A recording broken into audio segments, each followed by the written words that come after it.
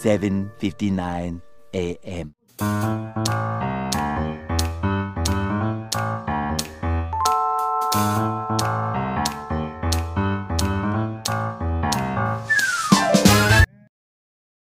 Alright. Okay. Hello mga ka-drive! Again, this is Coach Mel, and for today's video, napapanood po ninyo ang aking estudyante na nag-aaral ng motorcycle. Okay? Siya po ay zero knowledge at first time pa lang po niya, kaya tinuturo ko po yung pamamaraan ng basic way kung paano po niya sisimulan ng pagpapaandar. Nasimulan ko na po yan at almost 1 hour na po yung pagtuturo namin at nagda-drive po niya at paunti-unti niya pong nakukuha si driving. At sa mga sumusunod pa niyan ay siya po ay nagmamaneho na. 1 hour later. Yan, constant lang. Sige, huwag magbabawas ng gas. Tuloy lang ha, balance. Sige, tuloy-tuloy. Hanggang sa dulo. 2 hours later.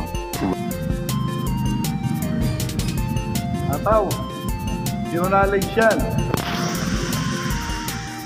Sige, dahan-dahan lang sa pagliko.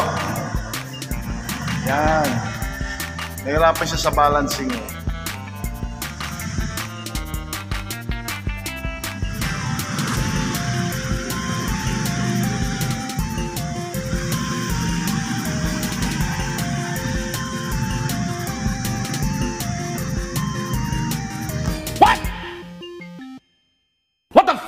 At pagkatapos nga ng 2 oras na pagmamaneho ng aking estudyante ng motorcycle, ay akin na po siyang pinagpahinga dahil 2 oras lang po ang kanyang driving lesson for today kasi siya nga po ay zero knowledge.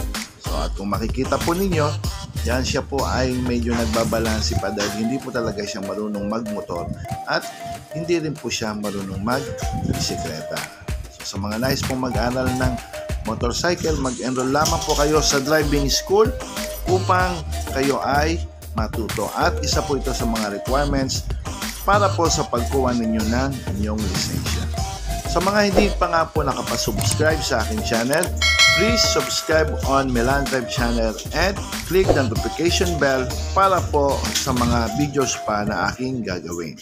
So, ihintayin po namin kayo sa driving school at marami pong salamat sa inyo. God bless!